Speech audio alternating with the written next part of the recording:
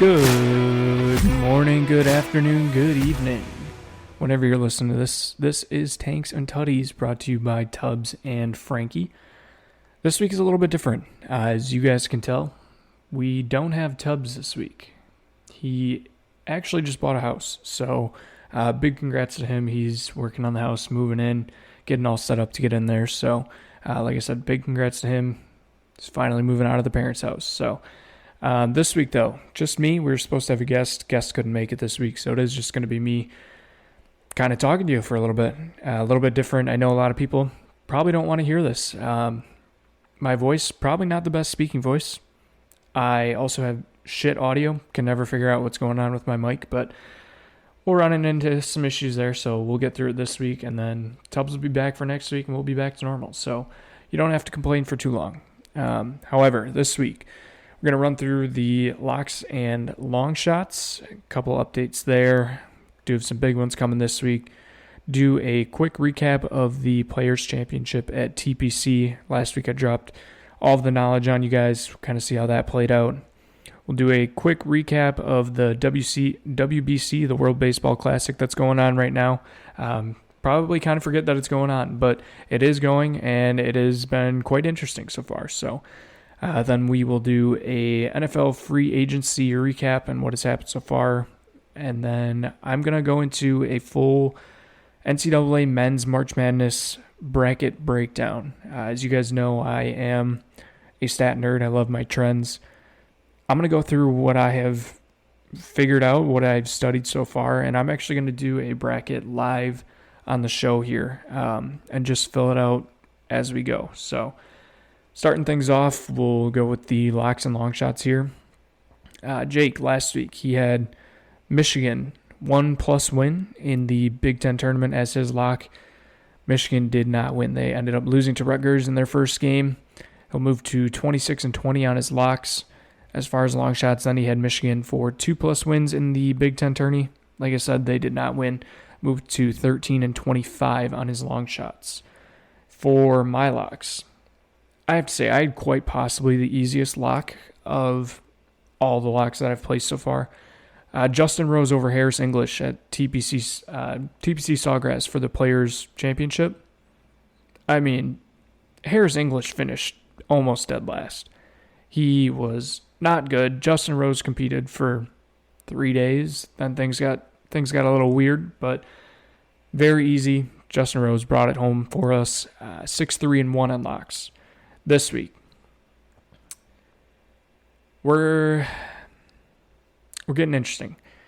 I am to the point where I am ready to move on. I am ready for this news to be broken. So I'm going to put it in my lock and hope that that kind of pushes its way through. We're going with Aaron Rodgers. He's going to be a New York Jet. And I have talked about how I'm ready for Jordan Love's season. I've accepted it. It's time. All the news that's been going on with Rodgers, he's just dragging it out. It seems inevitable at this point for anybody that's listening to the news, watching any of the sports news.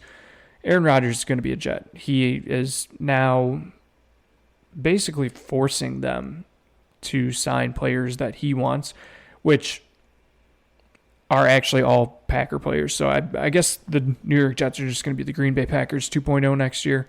We'll see how that goes for them. I'm also going to throw out a couple NCAA March Madness picks for this week. Actually, the games are all for Thursday games, but I'm taking Furman plus 5.5 against Virginia. Virginia's a slow team. I think anybody can keep it close to them. If it's a low scoring, the odds that Furman stays within 6, I feel like are pretty good. A lot of people are having Furman as an upset, so I got that one. I'm keeping Missouri plus 1.5 as a lock. I think Missouri wins this game outright.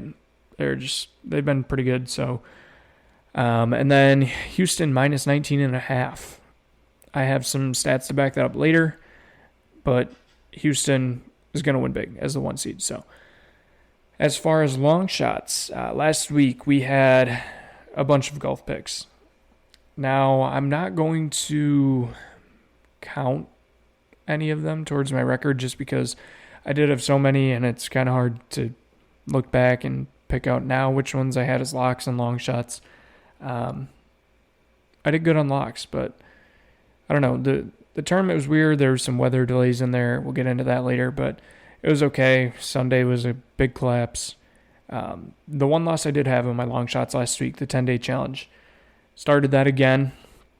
Last week, got to day 5, following Calling Our Shot. That's who I've been following for most of these. It was a loss. Tough loss to Evan Mobley, not getting 6 rebounds for a guy who's like 6'9" on a day where Jarrett Allen also didn't play. So tough loss there. Ended up losing 2 more 10-day challenges in the last week, which not a good look, but hey, we move on. This week, I said Furman was a popular pick for outright winners in the tournament this week. I'm going to throw a little flyer on him just in case the public money is right. Furman plus 195 against Virginia. You never know with a team like that. I mean, Virginia did get upset as a 1 seed, so only time in history. We'll take it. Oral Roberts, another one. We've seen them in the tournament before. They're hot. They can shoot the ball. Playing a Duke team without Coach K. I mean, if Duke does what they normally do in March, then we might be okay here. But plus 220 on Oral Roberts, I'm going to throw that out there as a long shot. So let's get into the recap of the Players' Championship. So I ran a lot of DFS last week. I put out a bunch of my picks on Twitter, just more gambling picks, not so much DFS. My DFS was hot on Friday and in Saturday. I only played like $30 worth of lineups, which for me is actually quite a bit. At one point on Friday, I was expected to get paid out like $75 and rising, and I was like, okay, like if this continues, we keep my lineups going into the weekend, have either 5 or 6 golfers left, we're looking good, we should make some decent money. Then there was a weather delay on Friday. The weather delay fucked everything up. I mean, we had guys that were on hole 10 on Friday, and there was a weather delay. Ended up getting postponed. They had to come back Saturday, finish their rounds, and then if they made the cut, golf round 3 on Saturday. So I had a couple guys that in my lineups just really fucked me there. It wasn't the best. I kind of saw a collapse there on Saturday. I think a lot of guys just got tired out. But moral of the entire tournament, long story short, Scotty Scheffler is, I mean, one of the best golfers in the world. They say that there's the big 3 right now with Jon Rahm, Scotty Scheffler, and Rory. And I think you can put Rahm and Scheffler in a different tier, and I honestly think Scotty Scheffler might be the best. And it's just every week he shows up and he plays and he doesn't make things look hard. And then he goes out and wins a tournament like this, which is supposed to be difficult, wins it by 5 strokes. Now, lucky for me, I did have Scotty in a couple lineups, so that did help my payout. Jon Rahm withdrew due to some virus, I guess. He got sick. I'm not really sure what's going on there. That one hurt me. I did have an outright winner, a top 10, and a top 5 bet on him. It just doesn't always break your way. So that's how golf goes. Golf is a tricky sport to bet on. I think I'm probably going to take a week off just with the March Madness tournament starting and everything. Going to fully focus up on that. So I mentioned Justin Rose over Harris English earlier as my lock. Yeah, Harris English is a complete joke. He might be one of the worst golfers I have. Actually, I'm not going to say that I've ever watched because I've never watched Harris English. But I took this pick and I mentioned how he hasn't played well, doesn't play well here at Sawgrass. I keep saying Scottsdale. So Harris English, he finished, I'm scrolling to find his name. He finished They don't even give a position because he got cut. He shot a 78 and a 71 on Thursday and Friday. So 1 under on Friday. After Thursday, I knew that Justin Rose was going to finish better than Harris English. This guy's just not good. So we also had the hole-in-one bets. Hayden Buckley, he was one of the first off the tee. It was on FanDuel for like plus 210. On FanDuel, I took it. It's like plus 310, something like that. Second group on Thursday. Tournament started at like 6:45 in the morning. This guy is like the 5th player to play on hole 17 at Sawgrass this week. Hole-in-one. Second easiest behind Justin Rose beating Harris English. Second easiest cash of the entire week. As I talked about, the late collapse, though. I'm looking at the top 40 right now to see who really hurt me. Colin Morikawa, I kind of faded this week, so that was nice. He finished tied for 13th, but he kind of fell behind on the weekend. Ricky Fowler made some nice money this weekend, made some moves. I had a top 40 bet on him. Finished 13th as well.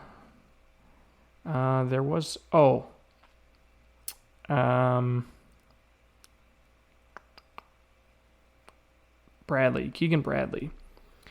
So I was huge on Keegan Bradley this week. I mentioned how he had the most holes played here out of anybody in the entire tournament. He had won here before, been playing better over the last 6 tournaments, whatever. He opens the first round shooting 72 under. Now, most of the time the cut comes in at either even or 1 over, 2 under, or 1 over, 2 over, something like that. 2 under after the first round. I figured with him playing the most rounds, we're looking good. We're looking great for this weekend. He shot a 78 on Friday and missed the cut. I'm not sure what happened here. I hope it's just a fluke because I do like betting on him.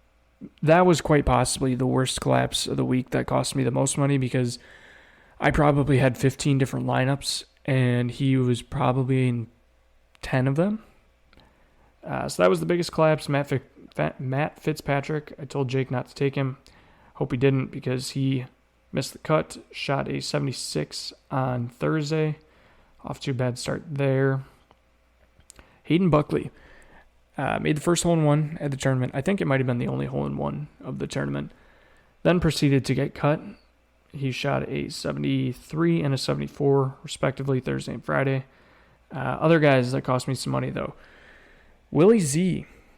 I've talked about how much I like betting on Willie Z, and I back him as a golfer. He's a good putter.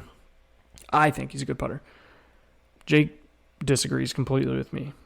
Shot a 74 and then a 71. Came into the weekend at 1 over. Just barely made the cut. Proceeded to shoot a 74 and a 77 on the weekend. Also had him in a lot of lineups. So bad look there. I might be done betting on Zalatoris until he finally starts playing some consistent golf. Other than that, I should mention our guy Ben Griffin. What a guy, first off. Decided to wait until the one weekend I didn't bet on him to show out. He came into the Players' Championship, and I said how guys playing the first round don't usually play that well. He decided to shoot a 67, 5 under on day 1. Backed that up with a 1 under on day 2. And was sitting top 5 on the leaderboard going into the weekend. Then shot an even par, dropped a little bit on Saturday, 74, 2 over, dropped even more on Sunday. So ended up finishing 35th, but encouraging sign. I might have to start getting back on the Ben Griffin train. He might be a weekly occurrence for me to be betting on. Other than that, not too many big stories. I mean, Scheffler made it hard to really hedge because he was winning by so much and he's just such a good golfer. So congrats to Scotty. Great golfer, great iron player. Just makes it look so easy out there. The WBC, the World Baseball Classic. A lot of people are probably just ready for MLB season, didn't even know that this was happening. Fun fact, the Dominican Republic team is a monster. They lost their first game. But I'm pulling up their roster right now. They are the most loaded team I have ever seen. It includes guys like Teoscar Hernandez, Sandy Alcantara, Diego Castilla, Ronzi Contreras, Johnny Cueto. Now, a bunch of these guys, other than like Sandy Alcantara, you're probably like, who? Let me get into the position players. Gary Sanchez, Francisco Mejia at catcher. Both okay. Infielders, Robinson Cano, Willie Adames, Rafael Devers, Wander Franco, Manny Machado, Jeremy Pena, Gene Segura. Most of those guys can make runs at MVPs any given year. I would say most of them are probably top 100 players in the league, all on one team. And then we get to the outfielders. Juan Soto, Julio Rodriguez, Eloy Jimenez, Teoscar Hernandez, Nelson Cruz as a DH. I mean, not only do they have young guys, but they have young guys who are also some of the best in the league. If this team doesn't go on to win the World Baseball Classic, this would be a major upset. And the only team that really stands in their way right now is the United States, who have no pitching whatsoever. I mean, the only the only starting pitcher that they have that's worth anything, I mean, I guess you could say Lance Lynn, but Lance Lynn and Adam Wainwright, who, mind you, are both almost 40 years old. And then there's Merrill Kelly, who's like a career 4.3, 4.5 ERA guy. He's not good, but he's not bad. So I might look into betting a little more on this. I kind of been going back and forth. I did a little bit of prize pick stuff the other day. I will say the hitters for the U.S. roster is pretty good. They got, at catcher, they got JT Realmuto, Will Smith. I'd say two of the top 5 catchers in the league. Infielders, they got Pete Alonso, Nolan Arenado, Paul Goldschmidt, Trey Turner, Bobby Witt. Pretty stacked there. Tim Anderson. Outfielders, Mookie Betts, Cedric Mullins, Mike Trout, Kyle Tucker, Jeff McNeil. Cedric Mullins, I don't know if I said that. And then Mark DeRosa, straight off of fucking MLB Network, comes to manage them, along with Brian McCann, Ken Griffey Jr., Andy Pettit. Like, those are some big names. Michael Young, some big names there. So I think the U.S. could make a run at it. They looked okay against Great Britain. They ended up winning 6-1. Honestly, kind of disappointed. They should have beat the shit out of them. Probably should have won by like 1,000. But they didn't. They just didn't hit the ball. But we got a rebound against the Canada national team. They threw out a pitcher who was 19 years old. He got one out and got yanked because he gave up like 6 runs, 3 walks, something like that. He wasn't good. But Team USA hitting finally looked good.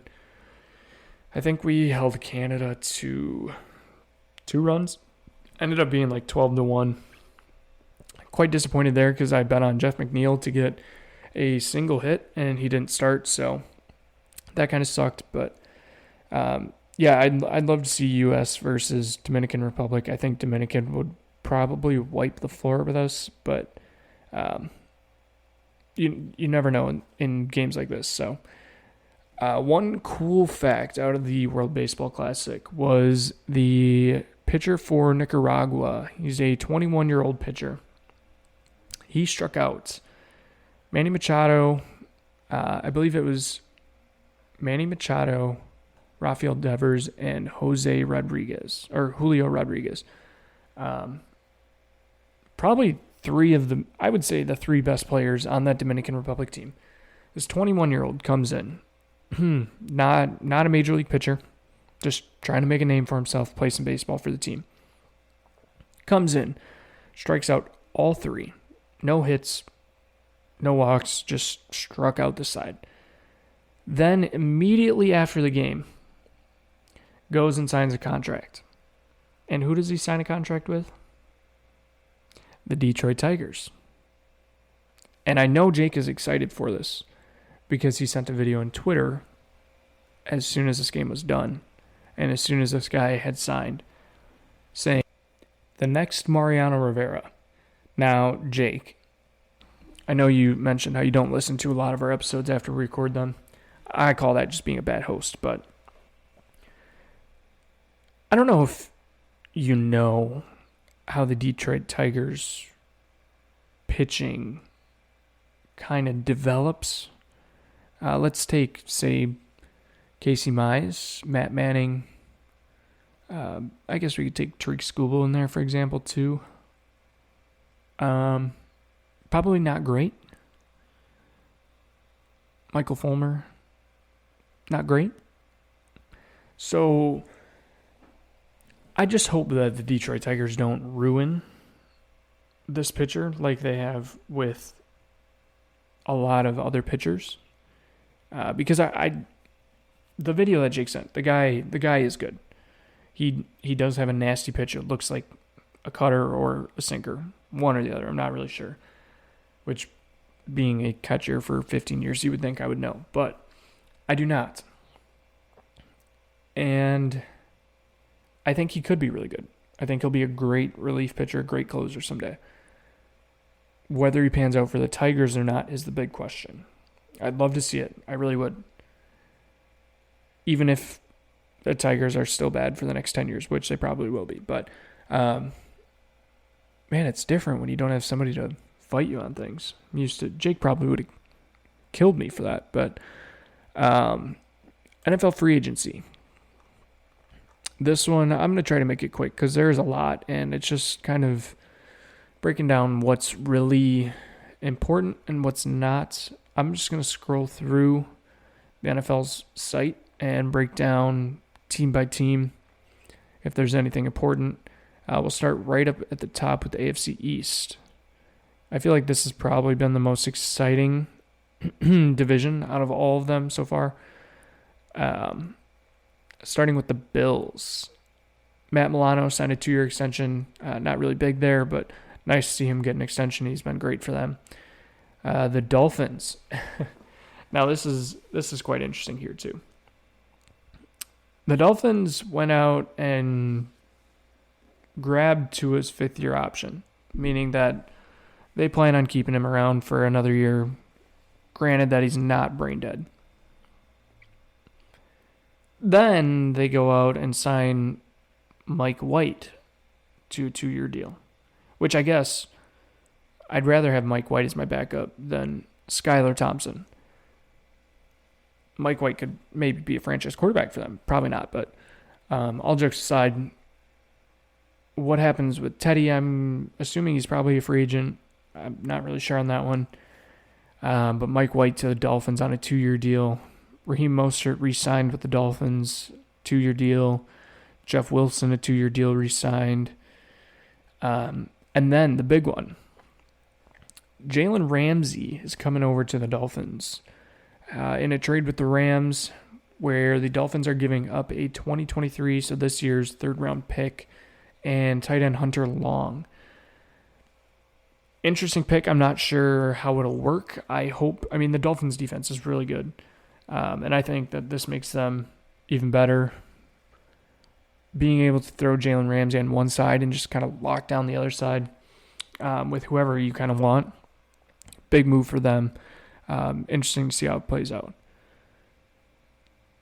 New England Patriots, they didn't really sign anyone.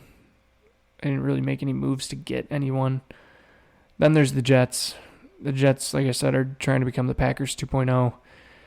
Signed Alan Lazard to a 4-year, $44 million contract. I'm fine with that. Lazard wanted out, didn't want him anyways. We have Christian Watson. We're gonna get a wide receiver in this trade back for Rodgers.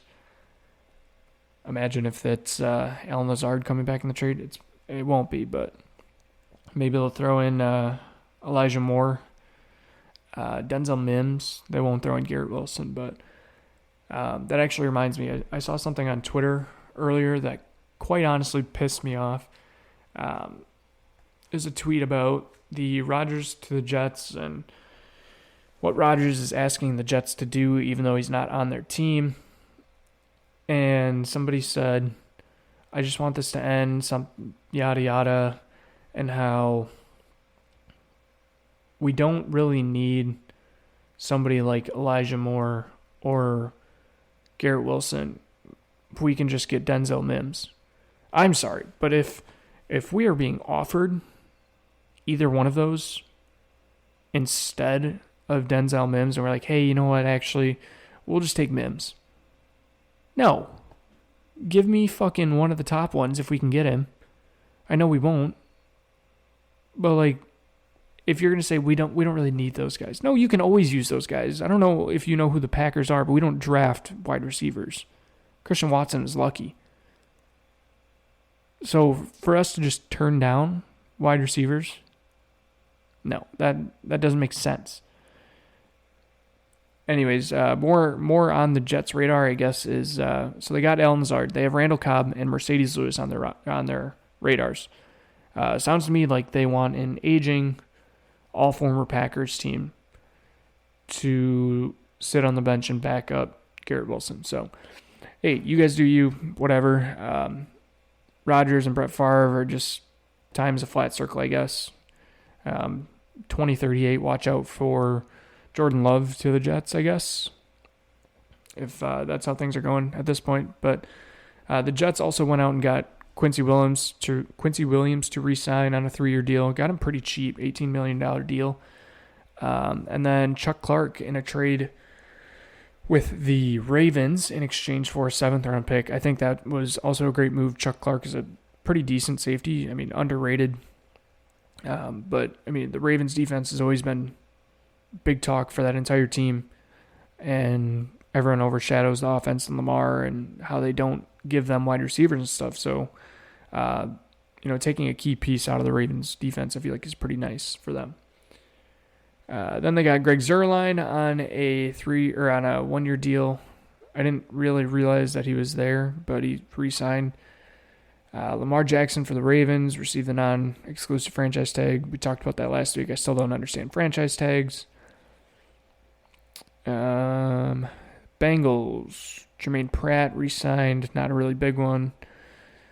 Browns didn't do anything big.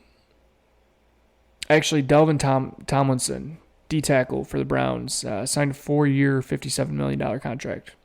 Big move. I don't really know who he is, but the Steelers, Patrick Peterson, dude's like 40, probably retires after this year anyways.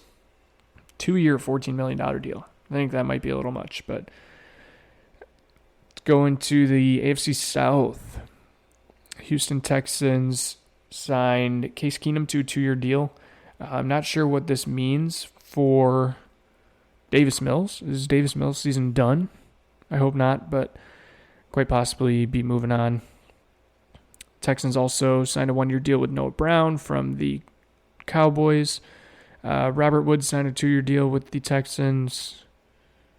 Wow, they paid a lot for him. 2 years, $15.25 million, which I guess football money, that's a lot different. That's probably not that much, but $10 million fully guaranteed for a guy who has never been better than a 2B or a 3 wide receiver.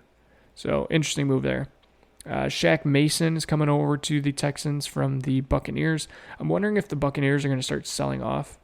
They gave up a 7th-round pick back to the Bucs.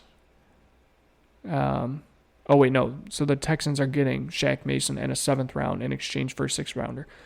Wow, that seems interesting. I feel like there's got to be something underneath there. Oh, well, okay. So the Texans are kind of trying to tighten up their line there, their O-line, which would be nice if they do get a quarterback. They also re-signed his center, Chase Winovich, signing with the Texans. Not really any other big moves. Jimmy Ward with the Texans. The Colts signed Matt Gay to, okay. The Colts signed Matt Gay to a 4-year $22.5 million deal. I believe, from what I saw, this is the largest contract guaranteed for a kicker. Not really sure what the Colts are doing. You kick in a dome, anybody that's in there, as long as the roof stays closed, anybody that's in there can kick a field goal. Why are you paying a kicker $22 million? Interesting move, but to each their own. The Jags, not really anything interesting. CJ Beathard, 2-year deal as a backup. That's about it there. Titans didn't do anything. AFC West. Denver Broncos. Interesting move here. Signed a 2-year, $10 million contract for Jared Stidham. $5 million guaranteed. I mean, he's going to be a backup, but Samaje Perine, 2-year, $7.5 million. I feel like Denver is just a running back mill, and not in a good way. Kind of like the place where all running backs go to die, which scares me knowing that some of their young guys there have a lot of talent. I may or may not have some on my dynasty football teams, but Samaje Perine, he's not really important. He'll always be a backup. They went out and signed Mike McGlinchey, offensive tackle, 5 years, $87.5 million deal. Includes over $50 million. Nice deal. Finally gets that line patched up. Maybe if they have a line, maybe Russ can return to Subway Russ. No, Subway Russ is bad. Maybe he can return to a better version of Russ. Other than that, Zach Allen, I'm not really sure. Chiefs didn't do anything huge. They went out and got Jawan Taylor, offensive tackle, 4-year, $80 million deal, $60 million guaranteed. It's the only thing they did. I would say the biggest one in the AFC West is the Las Vegas Raiders. So we all knew Derek Carr was gone. Derek Carr leaves. They go out and sign Jimmy G. 3 years, $72.75 million. That includes $24.25 million in year one.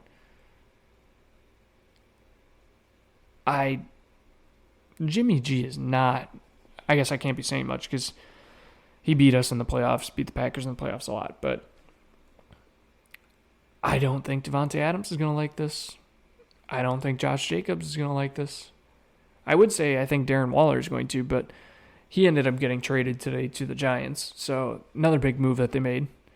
They went in and signed Jacoby Myers from Patriots. Anybody that knows anything about Jacoby Myers means he does, or knows that he does everything except for catch touchdowns. Other than that, I mean, they made the big splash at, they made a medium-sized splash at quarterback with Jimmy G.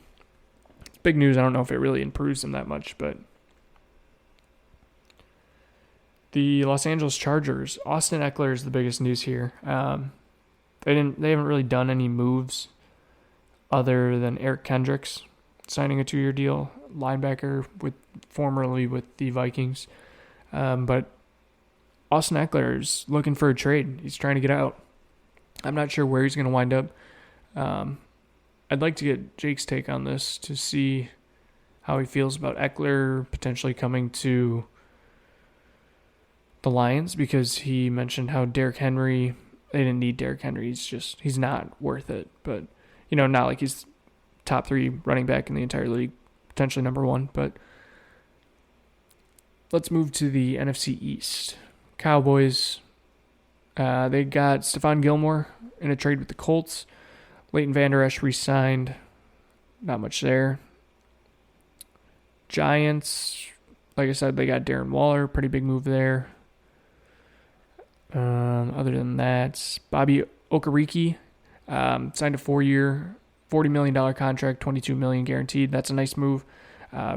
Tightens up that defense a little bit. They were, for being a middling team, making some nice moves here. Darren Waller, Bobby Okereke, nice little package there. Eagles, they just re-signed most of everybody. They haven't made really any moves. Washington Commanders, they decided to make Deron Payne one of the highest, I believe, the highest paid D lineman, not named Aaron Donald in the league. So big move there. Other than that, they got Cameron Dantzler, a cornerback, off of waivers from the Vikings, and got an offensive lineman. That was about it. The Bears, another big move here. Bears traded their first overall pick. What did they get in return? Well, they got DJ Moore, great wide receiver. They also then got the number 9 overall pick, a second rounder for this year, and then next year's first rounder and 2025 second rounder in the deal. I hate the Bears, but this is such a good fucking move.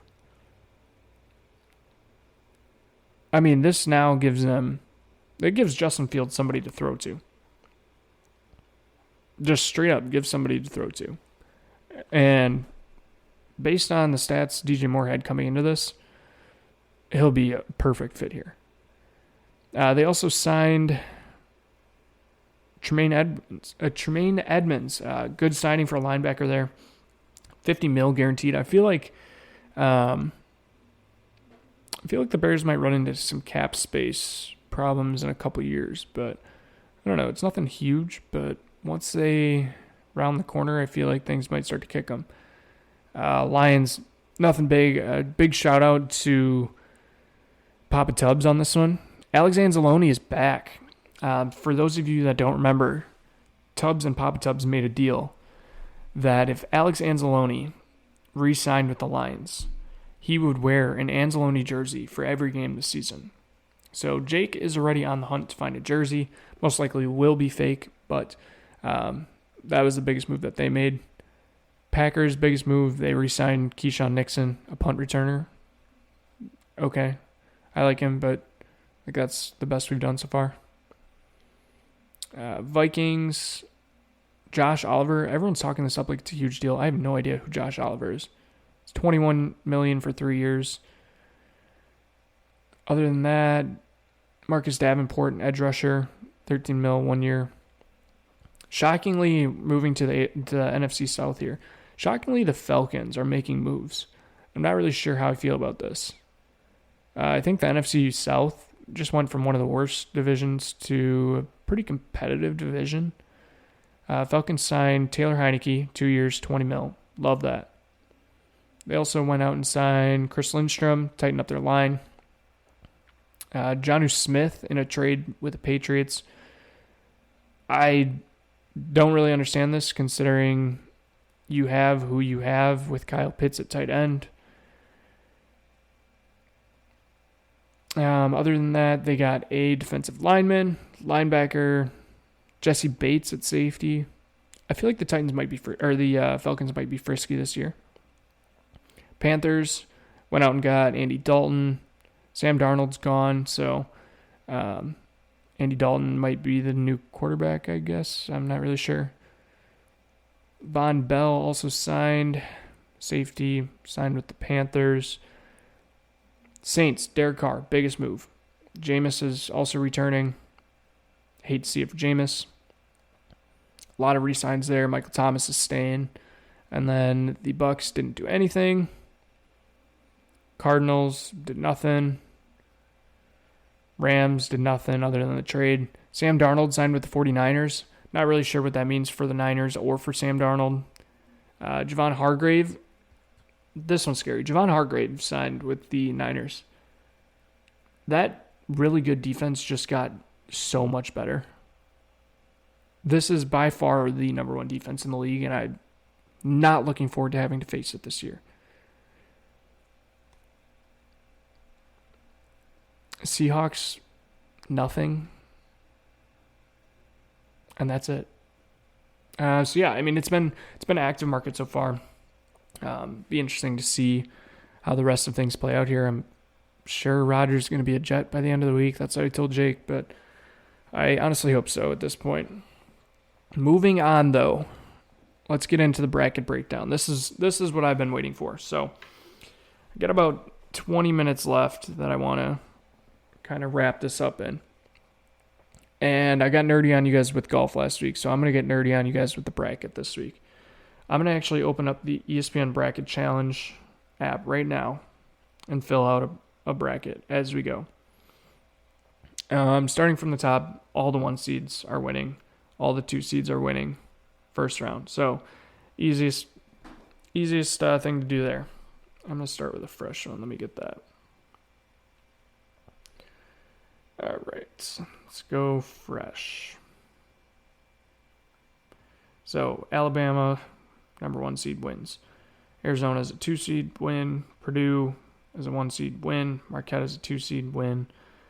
Houston win. Texas win. Kansas win. UCLA win. So there, we got eight teams advancing already. First stat I got. The Mountain West is 0-8 over the last 4 years. For those of you that don't know, there are 3, potentially 4 Mountain West teams this year. San Diego State, who is a 5 seed, playing number 12 seed Charleston. Boise State, I believe they're a 10 seed. Yes, 10 seed playing Northwestern. Nevada, who's in a play-in game tomorrow. And then Utah State, who is also a 10 seed. I think what I'm going to do here is honestly fade every single one of them. San Diego State will be the biggest upset. Let's look at this a little deeper. So this is a 5 versus 12. 12 seeds have 1+ win in 32 of the last 37 tournaments. Good luck already. Let's see, who has SDSU played? Lost to Arizona by 17. Lost to St. Mary's by 7. Beat Utah State 3 times. Yeah, Utah State's going to get whooped. Arkansas, Boise, Nevada, whatever. That's their conference. Charleston. They beat Virginia Tech by 2. Beat Kent State by 2. Lost to North Carolina by 16. They don't really have any big name players, but they play fast. Top 10 or top 100 in offensive and defensive efficiency. I don't mind it, but I feel like this is going to be a popular pick for everyone to take. I'm going to take Charleston anyways, just to knock them out. Knock the Mountain West out, I should say. Missouri over Utah State. Utah State doesn't stand a chance. They're not good. Probably shouldn't even be in this tournament, to be honest with you. Let's see, who else do we have here? Nevada, they're getting knocked out because they're a 16 seed play-in. Actually, they are on, I think they're an 11 seed play-in. They are an 11 seed play-in. They play Arizona State tomorrow. And then Boise versus Northwestern. I mean, you want to give me a Big Ten team who usually plays pretty well in the tournament against a Mountain West team who's 0-8 over the last 4 years, and they're an underdog. Yeah, I'm taking Northwestern there. So there we go. There's 3 more teams advancing. Second stat I got, 11 seeds. They win 54% of the time since 2010. They've won at least 1 game in 17 straight tournaments and 2+ in 10 of the last 11. So let's look at 11 seeds, who we got here. Got NC State as an 11 seed versus Creighton. Don't love it, don't hate it. Providence as an 11 seed versus Kentucky. I really like that one. We have Mississippi State or Pittsburgh versus Iowa State. That one's tough, but I do have a stat about first 4 teams, so that might we'll come back to that one. That might play in later. That game actually happens tonight. Mississippi State versus Pitt. And then we have Arizona State versus Nevada. So Nevada, I don't really care who wins that game. I'm taking TCU for that one. So there's one of the 11 seeds knocked out. So let's take, for the fact of madness, let's look at this Providence-Kentucky game. Providence allows a lot of points. 71 a game. But they also score 78 a game. 3-5 versus top 25 compared to Kentucky's 2-4 versus top 25. Okay, so I like that stat there. Providence has some decent big wins. They beat Marquette, I would say one of the top teams in the bracket. They're a 2 seed. They beat UConn once, lost to them twice. UConn is a 4 seed. Beat Creighton once. Good team. Lost to Xavier twice. Lost to TCU by 13. Lost to Miami by 10. What has Kentucky done? Lost to UCLA by 10. Lost to Gonzaga by 16. Beat Tennessee twice. Okay. Lost to Alabama by 26. Lost to Kansas by 9.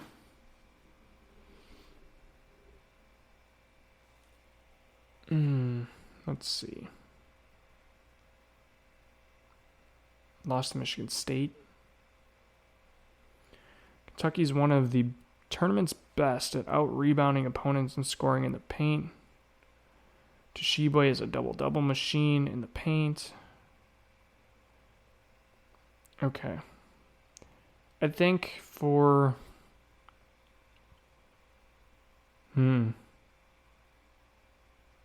So, forward Bryce Hopkins leads the offense that is among the nation's best at second chance points, getting to the charity stripe. However, Providence has struggled against teams that are strong shooting from the perimeter and are 1-5 when they've lost the rebounding battle. Okay, so that scares me.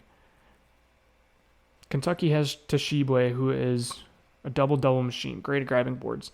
Also, Kentucky is one of the best at out-rebounding opponents.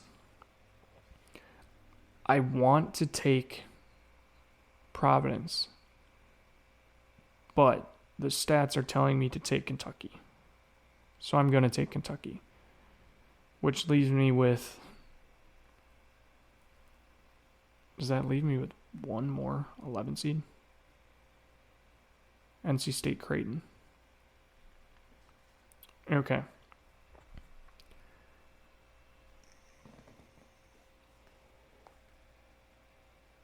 Looking at NC State Creighton here. Creighton shoots a lot of threes. We know that. NC State excels when out in transition. High-scoring backcourt. Wins over Duke and Miami in a 2-week stretch. So they can play tough. You know what? Just for it, let's take NC State. So we have at least one 11 seed.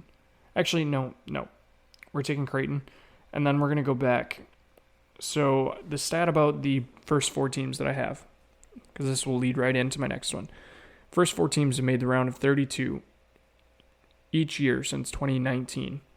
So that's 4 years straight. Well, not including this year, it'd be 3 years straight. And then 10 of the last 11. So the playing games we got, 2 are 16 seeds. Both are getting knocked out because 1 seeds don't lose to 16 seeds. Then we have Mississippi State and Pittsburgh against Iowa State. And then we have the winner of the Nevada-Arizona State game versus TCU. I think if we're looking for an upset here, it's going to be, I think Mississippi State beats Pittsburgh, and then Mississippi State's the team to win. So that's going to be my first 4 team to advance, and my 1-11 seed. It kind of knocks off both trends there. Let's jump down to the Big Ten. They've won 9 straight in the 7 versus 10. For some reason, Big Ten teams tend to get that 7 versus 10 a lot. They're 13-1 as the 7 seed since 2000. So what do we have for Big Ten teams as the 7-10s? We have Michigan State versus USC. Oh, yeah. Michigan State is Tom Izzo in March. Yeah, we're taking Michigan State there over USC. Then we have Penn State, Texas A&M. Penn State, what an interesting team. They beat Illinois twice. Lost to Purdue 3 times. Lost to Rutgers twice. Beat Indiana twice. They are so back and forth. Okay. They shoot well from behind the arc, but they rely on that heavily. All Big Ten guard Jalen Pickett, multiple dynamic scorers.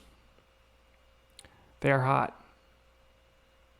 But Texas A&M also finished the season 16-3, so they're also hot. I wish I knew how well Penn State played on defense, because if they don't let A&M to the line, that would be nice. And I think Penn State, you know what, fuck it, let's take Penn State to make the second round here. Do we have any other 7-10s to go? We are done with 7-10s. Yes, we are done with 7-10s. Okay. Another couple teams I want to look at. Top 10 offensive efficiency and outside of the top 100 in defensive efficiency. Big stat that leads to early upsets. There's 3 teams that fall in this category. Baylor, who's a 3 seed, against UCSB. Missouri, who we already have them beating Utah State, so they're fine for the first round. Not going to count on them in the second round. And then Iowa. So let's look at Baylor and Iowa here real quick. Baylor, as a 3 seed playing UCSB, who we've seen in the tournament. So UCSB shoots over each of their top 6 scorers. Wow, each of their top 6 scorers shooting over 46% from the field. They have a senior forward, sophomore guard. 4 of 6 games in February that enter the NCAA tournament on a roll with 7 straight wins. Efficient, slow-paced style is problematic. Okay. So I don't like the slow pace. Also, Baylor's defense is bad, but their offense is fantastic. Okay, let's see here. If fully healthy, I think Baylor wins this game. But do I want to go chalk? 13 seeds, mind you, have also won one game in 15 of the last 21 tournaments. Excuse me. What other 3 seeds do we have? Kansas State, Xavier, and Gonzaga. So I like Gonzaga in their matchup. I'll take that one right away. I like Xavier and their game. I think if there's a 3 seed that's going to lose, it's going to be Baylor or Kansas State. So let's come back to that one. 3 8 seeds have made the championship in the last 11 years. 8 seeds, we got Maryland, got Memphis, we got Iowa. That's tough there. We just talked about how Iowa's on upset alert. Let's look at this game. 59% of people are on Iowa.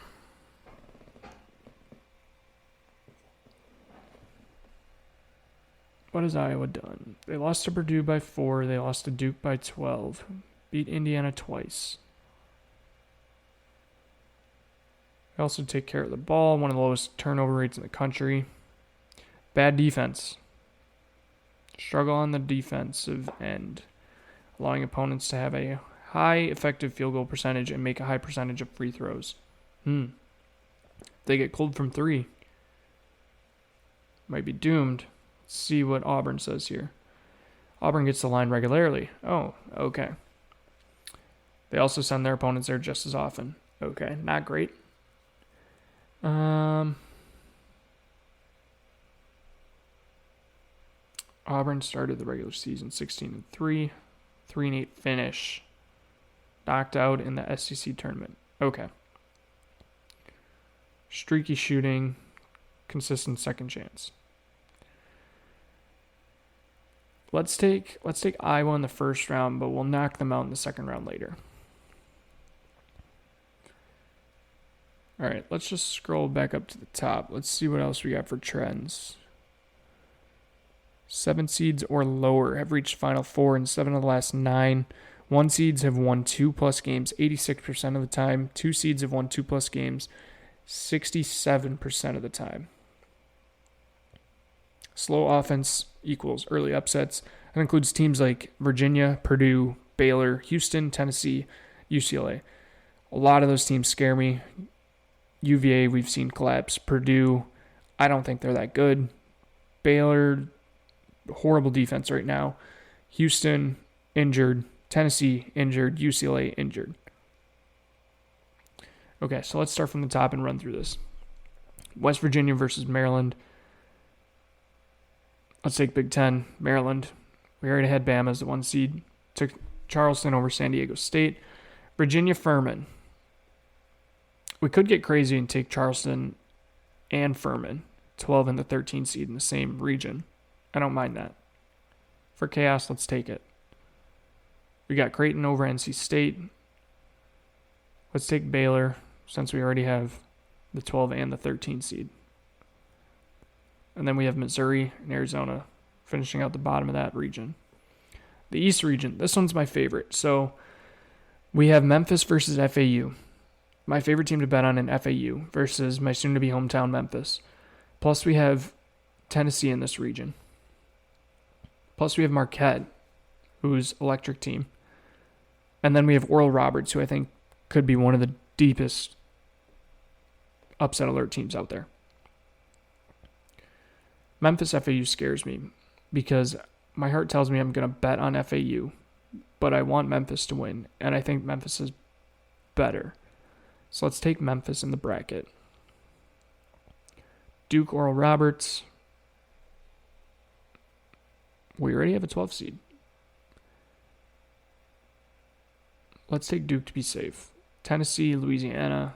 I like Tennessee there. Kansas State, Montana State. This is the other 3-14 seed that we're debating here. What has Kansas State done? All right, Kansas State ranks high in offense, defensive efficiency, turn the ball over at an alarming rate. Okay, so big struggle there. Struggle in transition. If they're able to maintain possessions, they have potential. So let's see. Does Montana State play defense well? Only 1 loss since mid-January and among the top teams in the nation in points scored from the free throw line. Raekwon Battle, I know who that is. Okay, 17.4 points per game. Offense as a whole lacks upside. Okay. So basically, they just need to play slow. They have solid defense. Okay, let's take Montana State there. Let's knock out Kansas State. I don't like Kansas State. Okay, so that region's done. Midwest region. We have Houston. We have Iowa. Miami and Drake. I'm going to take Miami. I think Miami's a very good team. Kent State, Indiana. I've been pondering this one. I've been playing Kent State on the unders, I believe. They played tight with Houston and Gonzaga. I think they're one of the best 13s. What do we have for 13s so far in the round of 32? We have Furman.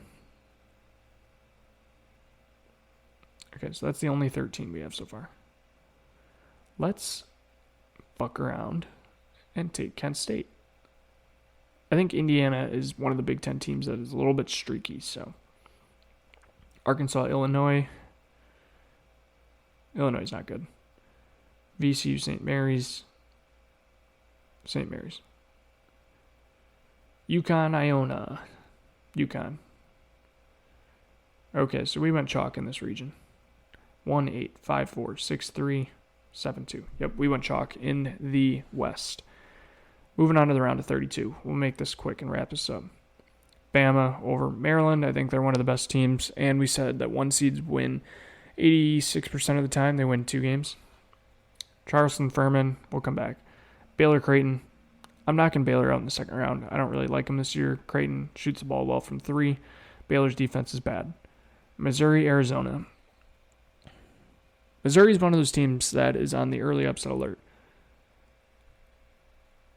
We'll come back. Purdue, Memphis. I hate Purdue. Let's take Memphis. Duke, Tennessee. Tennessee's banged up. Duke's been playing well. Duke. Kentucky, Montana State. We'll come back. Marquette, Michigan State. Great game. I think Marquette squeezes out Izzo here. Iowa, Houston. I think Houston's well-rounded. Back to the 1 seeds again. And we'll take Kansas for the other 1 seed since we already knocked out Purdue. Miami and Kent State. Let's take Miami. St. Mary's, UConn. I love UConn. Let's take UConn. Gonzaga, with no pressure as a 3 seed. We'll take them over TCU. I think I'm going to get weird here. Northwestern plays horrible basketball. It's ugly. But they're playing UCLA, who plays kind of pretty good defense. So they both play pretty similar teams. But UCLA just lost one of their best players due to a torn Achilles. So let's take Northwestern to screw things up here. Kentucky, Montana State. What do we have for upsets so far? Oh, we have Memphis, Duke over Tennessee, which I don't know if you really count that. And then Northwestern. So let's take Texas over Penn State, 2 over a 10. I think Xavier is a sleepy team here to potentially keep going. Charleston, Furman.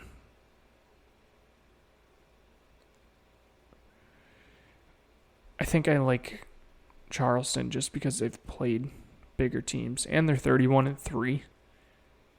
Plus they play fast. And Furman relies on the 3-point. So yeah, okay, let's take Charleston there. Missouri, Arizona.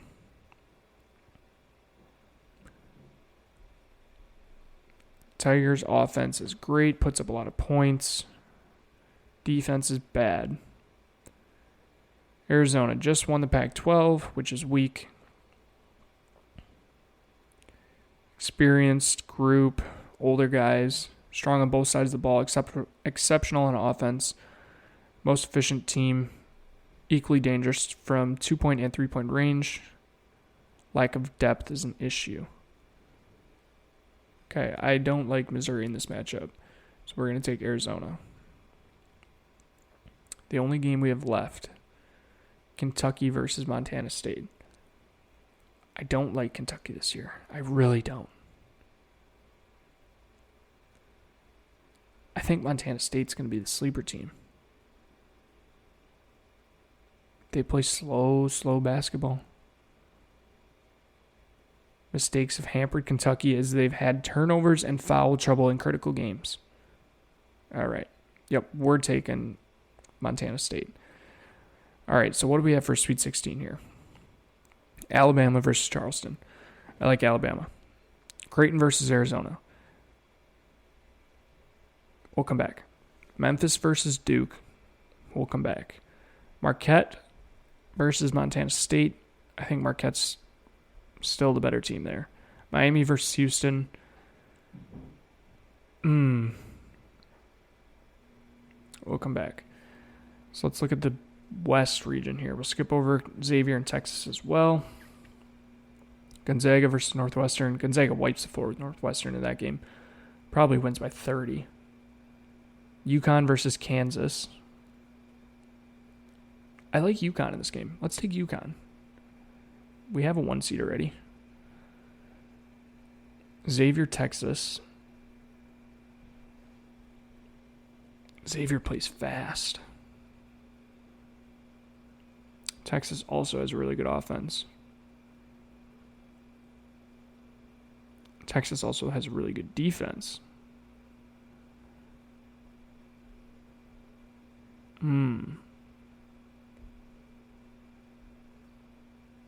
I think where we have issues is Texas's best player is Marcus Carr, who's a guard, senior guard. Shares the ball well, passes well. Possible troubles for Xavier is that they match up poorly against scoring point guards who can knock down jumpers. For the sake of this, let's just take Texas. Jumping back up to the top. Let's take Creighton over Arizona then, since we already have two seeds. Duke, Memphis. I'm going to... No. Let's go Miami and Houston. If Houston is healthy, I think Houston wins this game easily. They lost a player, but if healthy, I think this is a great team. Miami is vulnerable on the defensive end. Yeah, okay, let's take Houston. Duke, Memphis. I'm going to take Memphis just because. Elite Eight. Bama, Creighton.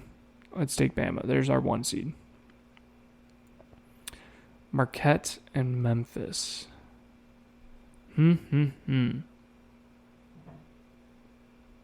That would be an electric game. One of the highest scoring games of the entire tournament.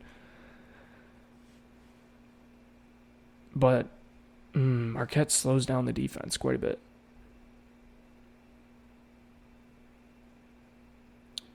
Big East Player of the Year. One of the best distributors, Tyler Kolek. Okay, the Big East champs run into trouble against paint-dominant teams that clean the glass and convert second chances. Memphis doesn't rebound particularly well defensively, and they're vulnerable to hot three-point shooters. Memphis will last in your bracket if they can maintain defensive pressure. Let's take Marquette. It's unfortunate. Nope, we're taking Memphis. I switched it. And then Houston over Texas. I like that. And let's go UConn over the Zags. So our final four is Bama, Memphis, Houston, and UConn. 2 1 seeds, a 4 and an 8 seed. I like that mix. Bama versus Memphis. Let's go Bama. UConn, Houston. Let's go UConn. Championship. Bama, UConn. Bama. They just had a weight lifted off their shoulders with all that shooting stuff. So, and shoot or shoot. So, let's stick with Bama. They are the number 1 overall seed. We haven't had the number 1 overall seed win it in a while. So let's stick with that. And yeah, that's the bracket. So I'll probably post a link to join our bracket challenge if you guys want to. It's just free, but it's something fun. Hang out, submit your picks. We can kind of see who does what. So other than that, Jake should be back next week. Huge weekend of betting. We'll be posting a bunch of picks on Twitter for the tournament. Games started tonight. I already got some out there. We'll have games or stuff out there for tomorrow's games. But yeah, other than that, Jake is back next week. Hopefully, fingers crossed. So with that, everybody, let's hit some tanks, adore some tutties, and we'll see you next week. Peace.